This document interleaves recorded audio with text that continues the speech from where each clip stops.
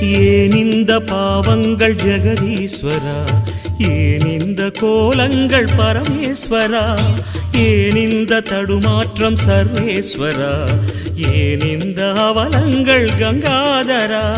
மூன்றாவதாம் உன் கண்ணையே நீர் திறப்பீர் உலகுயவே. ஆதி அறியாமலே வாழ்ந்து வரும் வாழ்விலே ஆசைகளின் ஆட்டமே பாரு. வாழ்க்கையின் சாவியும் ஆழியில் வீழ்ந்ததே, வழி என்பதென்ன இனி கூறு. கைலையில் தாண்டவம் ஆடியது போதுமே, பூமியில் நீ